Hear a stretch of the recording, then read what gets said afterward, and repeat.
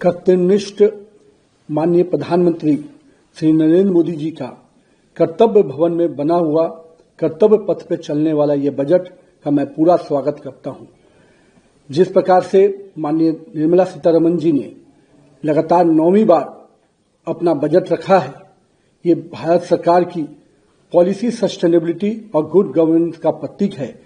माननीय प्रधानमंत्री जी का जो विश्वास जनता के बीच में है, उसको ये बजट पूरी तरह से दर्शाता है। हम लोगों ने देखा कि किस प्रकार से माननीय प्रधानमंत्री जी का सबका साथ सबके विकास के जो मूल मंत्र हैं, वो इस बजट के पूरे विस्तार में दिखता है। साथ ही साथ विकसित भारत 2047 के बनाने का जो सपना माननीय प्रधानमंत्री जी ने देखा है, उसके लिए भी ये संकल्प से सिद्धि वाला बजट है। इस बजट में जहां भारत के वैश्विक अस्थिरता के बावजूद भारत का जो ग्रोथ रेट है, जो 7% लगातार बढ़ रहा है, ये दिखा रहा है कि किस प्रकार से हमने अपने जीडीपी को लगातार मजबूत किया है और साथ ही साथ इन्फ्लेशन को भी अपने कंट्रोल में रखा है। ये इस दिशा में दिखाता है कि हमारे बजट में किस प्रकार से डेप्थनेस है, सबको लेके चलने का हमारा जो विश्वास है और सभी इंफ्रास्ट्रक्चर प्रोजेक्ट को मजबूत करने का जो हमारा विश्वास है, उस पर यह बजट काफी आगे दिख रहा है। युवा शक्ति को मैं मान सकता हूं कि युवा शक्ति ड्रिवन बजट है। इस बजट में जहां इंफ्रास्ट्रक्चर के ग्रोथ के पूरी तरह से मैन्युफैक्चरिंग यूनिट को आगे बढ़ाने का प्रयास किया गया है, इस बजट के में नए रोजगार के सृजन के अवसर को उत्पन्न किया गया है। मैं मानता हूं कि जिस प्रकार से सेमीकंडक्टर, इलेक्ट्रॉनिक्स, स्पोर्ट्स, बायोफार्मा, ऐसे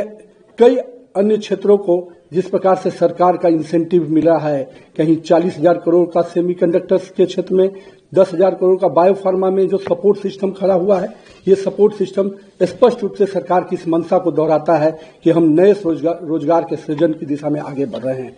साथ ही साथ इस बजट ने महात्मा गांधी के ग्राम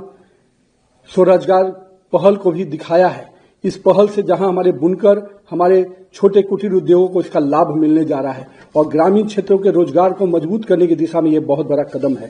साथ ही साथ टूरिज्म और कल्चरल सेंटर को भी विकसित करने का जो सपना माननीय प्रधानमंत्री जी देख रहे हैं, लगातार उस दिशा में सरकार का ये बजट उस पहल को दिखा रहा है। साथ ही साथ हम कह सकते हैं कि 20 नए वाटरवेज के निर्माण का जो पहल है, वो कहीं न कहीं हमारे नए ट्रांसपोर्ट के दिशा को खोलता हुआ बजट दिख रहा है। जहां अब तक हम लोग एयरवेज, रोडवेज पर काम करते थे, ट्रेन पे काम करते थे, रेलवे पे काम करते थे, अब हम वाटरवेज की दिशा में भी बेहतर अवसर के साथ आगे बढ़ रहे हैं। पटना और बनारसी को शिप रिपेयरिंग सेंटर के रूप में विकसित करने की जो योजना माननीय प्रधानमंत्री जी ने बजट में दिखाई है, उससे कहीं न कहीं इन इलाकों में भी बहुत बड़ा नए रोजगार के सृजन होंगे। हम कह सकते हैं कि नारियल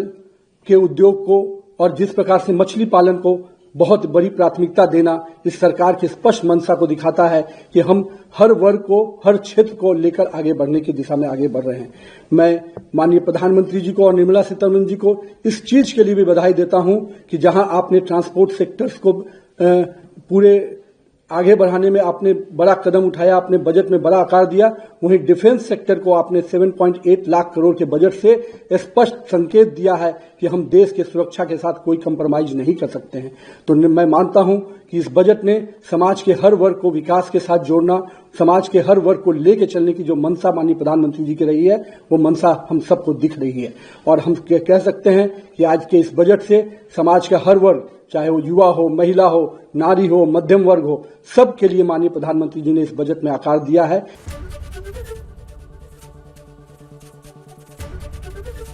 एबीपी गंगा, खबर आपकी, जुबान आपकी।